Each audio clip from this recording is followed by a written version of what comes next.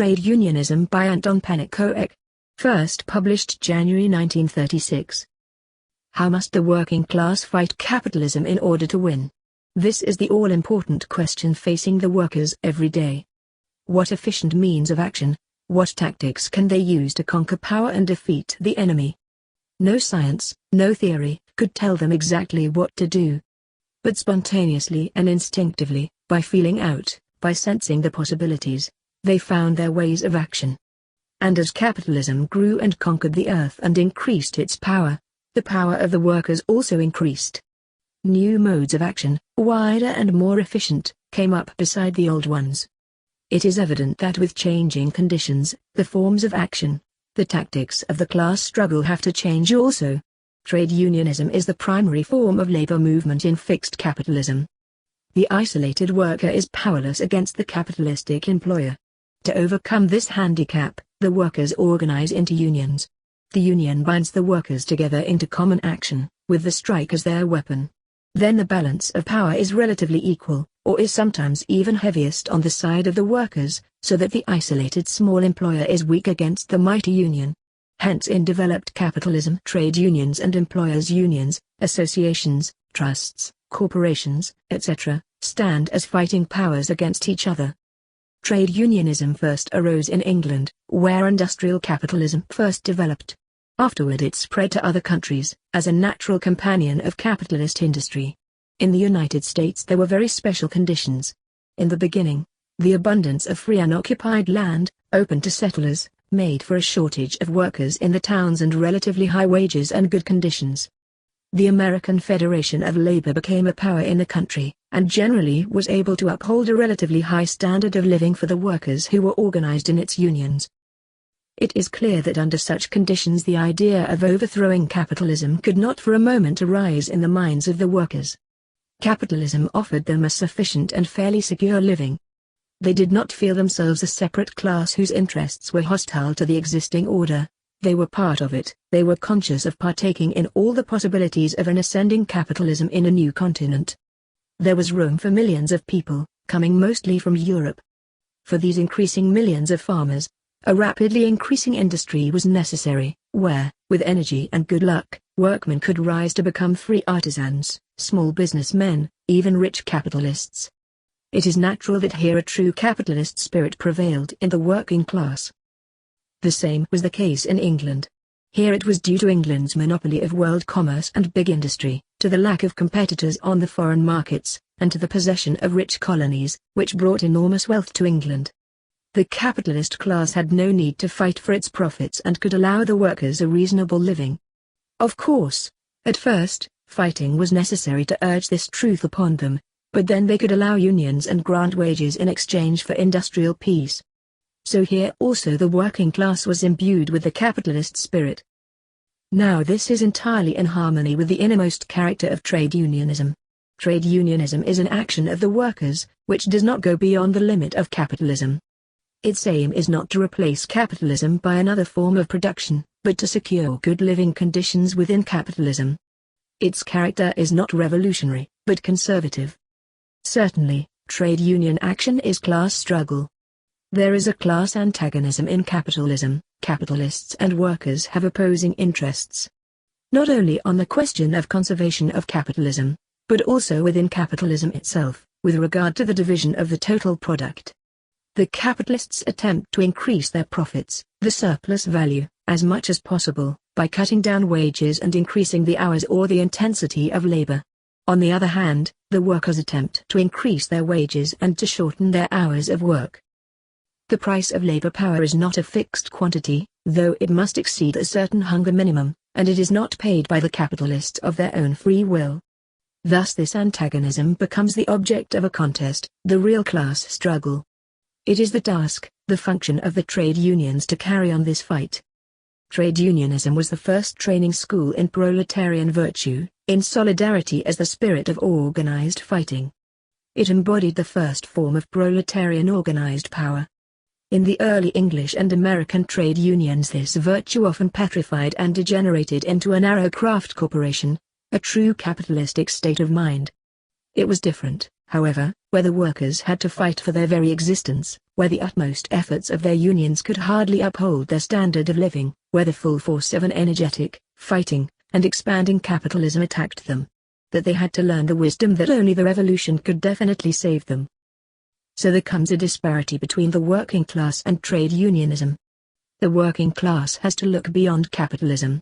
Trade unionism lives entirely within capitalism and cannot look beyond it. Trade unionism can only represent a part, a necessary but narrow part, in the class struggle. And it develops aspects which bring it into conflict with the greater aims of the working class. With the growth of capitalism and big industry, the unions too must grow. They become big corporations with thousands of members, extending over the whole country, with sections in every town and every factory. Officials must be appointed, presidents, secretaries, treasurers, to conduct the affairs, to manage the finances, locally and centrally. They are the leaders, who negotiate with the capitalists and who by this practice have acquired a special skill. The president of the union is a big shot, as big as the capitalist employer himself, and he discusses with him, on equal terms, the interests of his members. The officials are specialists in trade union work, which the members, entirely occupied by their factory work, cannot judge or direct themselves. So large a corporation as a union is not simply an assembly of single workers, it becomes an organized body, like a living organism, with its own policy, its own character, its own mentality, its own traditions, its own functions. It is a body with its own interests, which are separate from the interests of the working class. It has a will to live and to fight for its existence. If it should come to pass that unions were no longer necessary for the workers, then they would not simply disappear. Their funds, their members, and their officials, all of these are realities that will not disappear at once, but continue their existence as elements of the organization. The union officials, the labor leaders, are the bearers of the special union interests. Originally workmen from the shop, they acquire, by long practice at the head of the organization, a new social character. In each social group, once it is big enough to form a special group, the nature of its work molds and determines its social character, its mode of thinking and acting. The officials' function is entirely different from that of the workers.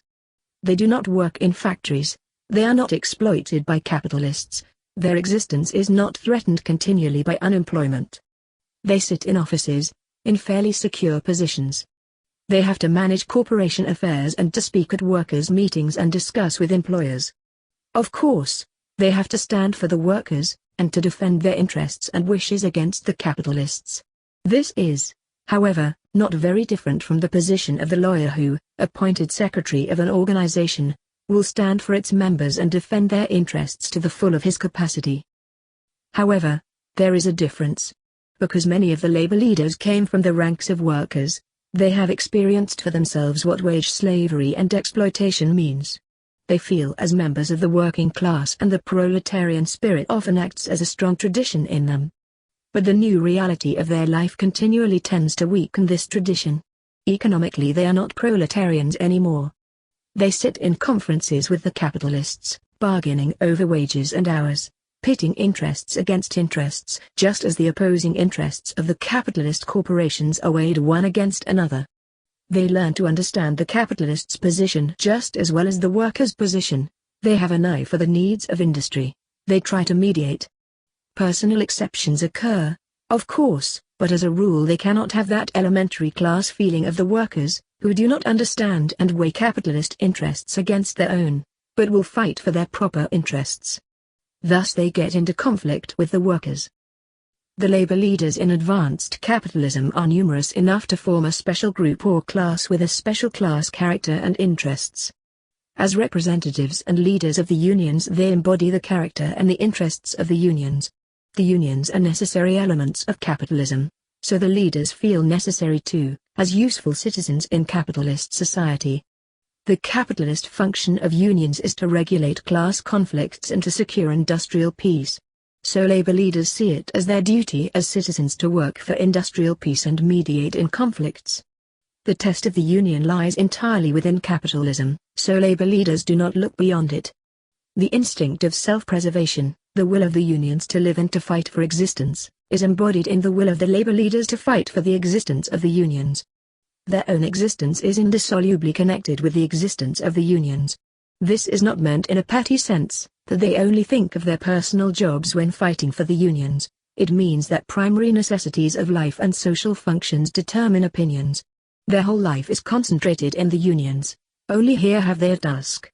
So the most necessary organ of society, the only source of security and power is to them the unions. Hence they must be preserved and defended by all possible means, even when the realities of capitalist society undermine this position. This happens when capitalism's expansion class conflicts become sharper. The concentration of capital in powerful concerns and their connection with big finance renders the position of the capitalist employers much stronger than the workers. Powerful industrial magnates reign as monarchs over large masses of workers.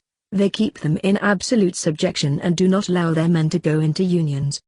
Now and then the heavily exploited wage slaves break out in revolt, in a big strike. They hope to enforce better terms, shorter hours, more humane conditions, the right to organize.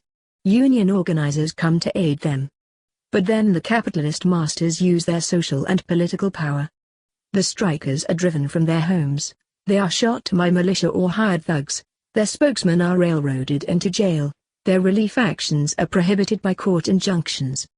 The capitalist press denounces their cause as disorder, murder and revolution. Public opinion is aroused against them. Then, after months of standing firm and of heroic suffering, exhausted by misery and disappointment, unable to make a dent on the ironclad capitalist structure, they have to submit and to postpone their claims to more opportune times. In the trades where unions exist as mighty organizations, their position is weakened by the same concentration of capital. The large funds they had collected for strike support are insignificant in comparison to the money power of their adversaries. A couple of lockouts may completely drain them. No matter how hard the capitalist employer presses upon the worker by cutting wages and intensifying their hours of labor, the union cannot wage a fight. When contracts have to be renewed, the union feels itself the weaker party. It has to accept the bad terms the capitalists offer. No skill in bargaining avails. But now the trouble with the rank-and-file members begins. The men want to fight. They will not submit before they have fought, and they have not much to lose by fighting. The leaders, however, have much to lose, the financial power of the union, perhaps its existence. They try to avoid the fight, which they consider hopeless. They have to convince the men that it is better to come to terms. So, in the final analysis, they must act as spokesmen of the employers to force the capitalists' terms upon the workers. It is even worse when the workers insist on fighting in opposition to the decision of the unions. Then the union's power must be used as a weapon to subdue the workers. So the labor leader has become the slave of his capitalistic task of securing industrial peace, now at the cost of the workers, though he meant to serve them as best he could. He cannot look beyond capitalism, and within the horizon of capitalism with a capitalist outlook, he is right when he thinks that fighting is of no use. To criticize him can only mean that trade unionism stands here at the limit of its power. Is there another way out then? Could the workers win anything by fighting? Probably they will lose the immediate issue of the fight, but they will gain something else. By not submitting without having fought, they rouse the spirit of revolt against capitalism. They proclaim a new issue. But here the whole working class must join in. To the whole class, to all their fellow workers, they must show that in capitalism there is no future for them, and that only by fighting, not as a trade union, but as a united class, they can win. This means the beginning of a revolutionary struggle. And when their fellow workers understand this lesson, when simultaneous strikes break out in other trades, when a wave of rebellion goes over the country, then in the arrogant hearts of the capitalists there may appear some doubt as to their omnipotence and some willingness to make concessions.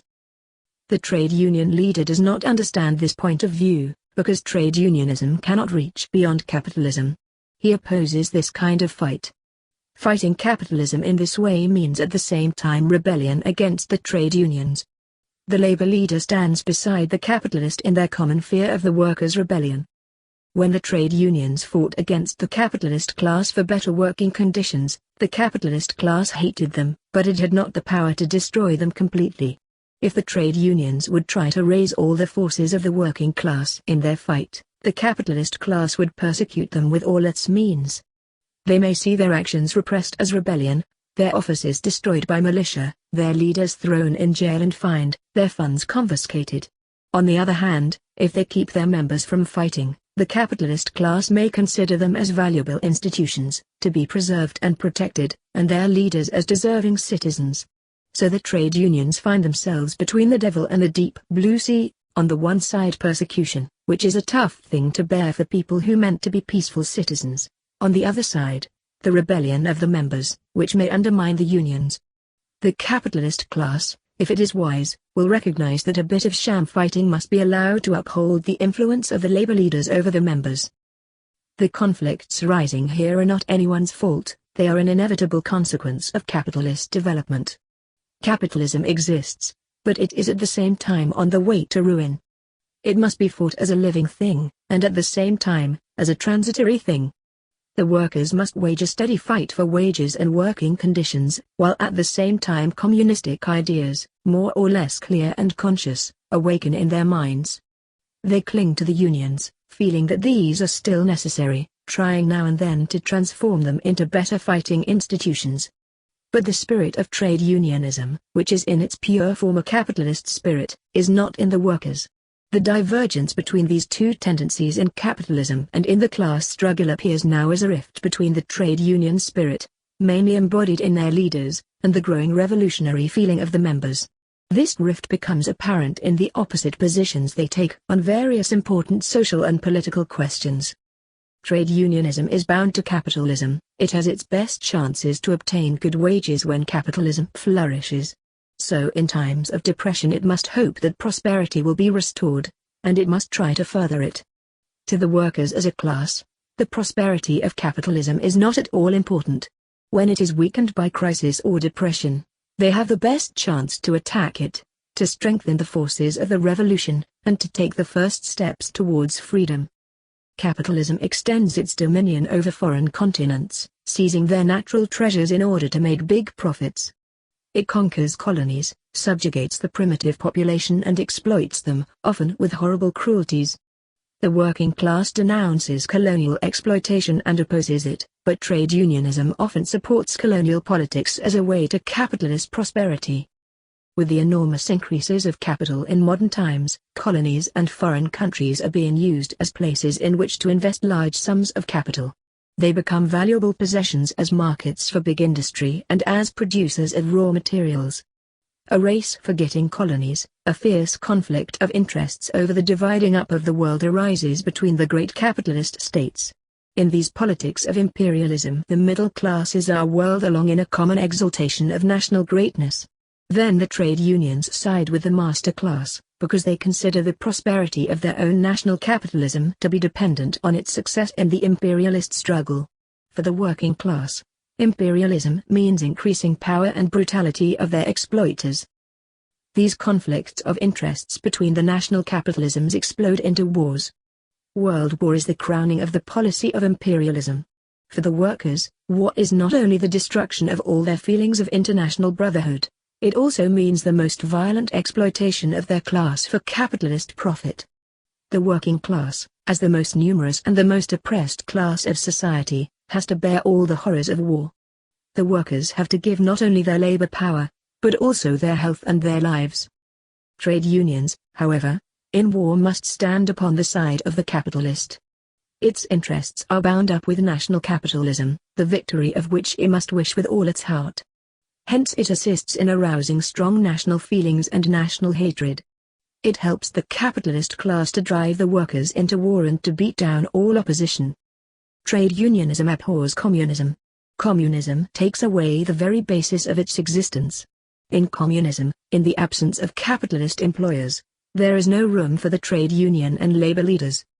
It is true that in countries with a strong socialist movement, where the bulk of the workers are socialists, the labor leaders must be socialists too, by origin as well as by environment. But then they are right-wing socialists, and their socialism is restricted to the idea of a commonwealth where instead of greedy capitalists honest labor leaders will manage industrial production. Trade unionism hates revolution. Revolution upsets all the ordinary relations between capitalists and workers. In its violent clashings, all those careful tariff regulations are swept away. In the strife of its gigantic forces, the modest skill of the bargaining labor leaders loses its value. With all its power, trade unionism opposes the ideas of revolution and communism. This opposition is not without significance. Trade unionism is a power in itself. It has considerable funds at its disposal, as material element of power. It has its spiritual influence, upheld and propagated by its periodical papers as mental element of power. It is a power in the hands of leaders, who make use of it wherever the special interests of trade unions come into conflict with the revolutionary interests of the working class. Trade unionism, though built up by the workers and consisting of workers, has turned into a power over and above the workers, just as government is a power over and above the people. The forms of trade unionism are different for different countries, owing to the different forms of development in capitalism. Nor do they always remain the same in every country. When they seem to be slowly dying away, the fighting spirit of the workers is sometimes able to transform them, or to build up new types of unionism. Thus in England, in the years 1880–90, the new unionism sprang up from the masses of poor dockers and the other badly paid, unskilled workers, bringing a new spirit into the old craft unions. It is a consequence of capitalist development, that in founding new industries and in replacing skilled labor by machine power, it accumulates large bodies of unskilled workers, living in the worst of conditions. Forced at last into a wave of rebellion, into big strikes, they find the way to unity and class consciousness. They mold unionism into a new form, adapted to a more highly developed capitalism. Of course, when afterwards capitalism grows to still mightier forms, the new unionism cannot escape the fate of all unionism, and then it produces the same inner contradictions. The most notable form sprang up in America, in the industrial workers of the world. The IWW originated from two forms of capitalist expansion. In the enormous forests and plains of the West, capitalism reaped the natural riches by Wild West methods of fierce and brutal exploitation, and the worker adventurers responded with as wild and jealous a defense. And in the eastern states new industries were founded upon the exploitation of millions of poor immigrants, coming from countries with a low standard of living and now subjected to sweatshop labor or other most miserable working conditions. Against the narrow craft spirit of the old unionism, of the AFL, which divided the workers of one industrial plant into a number of separate unions, the IWW put the principle, all workers of one factory, as comrades against one master, must form one union, to act as a strong unity against the employer.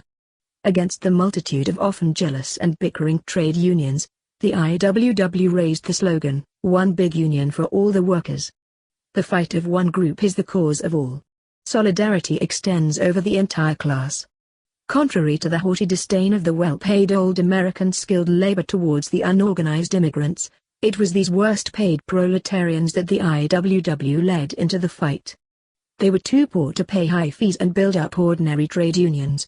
But when they broke out and revolted in big strikes, it was the IWW who taught them how to fight, who raised relief funds all over the country, and who defended their cause in its papers and before the courts. By a glorious series of big battles it infused the spirit of organization and self-reliance into the hearts of these masses. Contrary to the trust in the big funds of the old unions, the industrial workers put their confidence in the living solidarity and the force of endurance, upheld by a burning enthusiasm.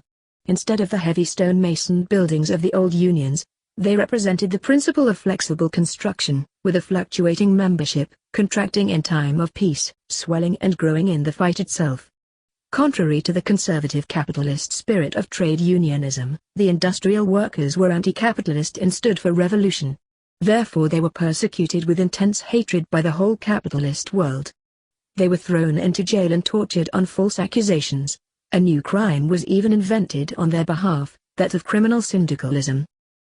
Industrial unionism alone as a method of fighting the capitalist class is not sufficient to overthrow capitalist society and to conquer the world for the working class. It fights the capitalists as employers on the economic field of production, but it has not the means to overthrow their political stronghold, the state power. Nevertheless, the IWW so far has been the most revolutionary organization in America. More than any other it contributed to rouse class consciousness and insight, solidarity and unity in the working class, to turn its eyes toward communism, and to prepare its fighting power. The lesson of all these fights is that against big capitalism, trade unionism cannot win. and if at times it wins, such victories give only temporary relief. And yet, these fights are necessary and must be fought.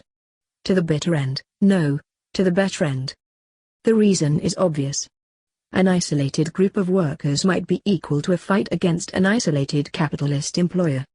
But an isolated group of workers against an employer backed by the whole capitalist class is powerless.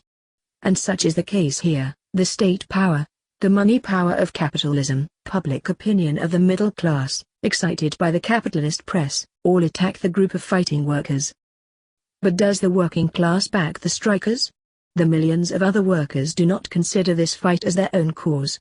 Certainly they sympathize, and may often collect money for the strikers, and this may give some relief, provided its distribution is not forbidden by a judge's injunction. But this easygoing sympathy leaves the real fight to the striking group alone. The millions stand aloof, passive. So the fight cannot be won, except in some special cases, when the capitalists, for business reasons, prefer to grant concessions, because the working class does not fight as one undivided unit. The matter will be different, of course, when the mass of the workers really consider such a contest as directly concerning them, when they find that their own future is at stake. If they go into the fight themselves and extend the strike to other factories, to ever more branches of industry, then the state power, the capitalist power, has to be divided and cannot be used entirely against the separate group of workers. It has to face the collective power of the working class. Extension of the strike, ever more widely, into, finally, a general strike, has often been advised as a means to avert defeat. But to be sure, this is not to be taken as a truly expedient pattern, accidentally hit upon, and ensuring victory. If such were the case, trade unions certainly would have made use of it repeatedly as regular tactics. It cannot be proclaimed at will by union leaders, as a simple tactical measure. It must come forth from the deepest feelings of the masses, as the expression of their spontaneous initiative, and this is aroused only when the issue of the fight is or grows larger than a simple wage contest of one group. Only then will the workers put all their force, their enthusiasm, their solidarity, their power of endurance into it. And all these forces they will need. For capitalism also will bring into the field stronger forces than before. It may have been defeated and taken by surprise by the unexpected exhibition of proletarian force and thus have made concessions. But then, afterwards, it will gather new forces out of the deepest roots of its power and proceed to win back its position. So the victory of the workers is neither lasting nor certain. There is no clear and open road to victory. The road itself must be hewn and built through the capitalist jungle at the cost of immense efforts.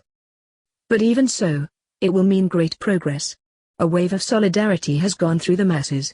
They have felt the immense power of class unity, their self-confidence is raised, they have shaken off the narrow group egotism. Through their own deeds they have acquired new wisdom, what capitalism means and how they stand as a class against the capitalist class. They have seen a glimpse of their way to freedom. Thus the narrow field of trade union struggle widens into the broad field of class struggle. But now the workers themselves must change. They have to take a wider view of the world. From their trade, from their work within the factory walls, their mind must widen to encompass society as a whole. Their spirit must rise above the petty things around them. They have to face the state. They enter the realm of politics. The problems of revolution must be dealt with.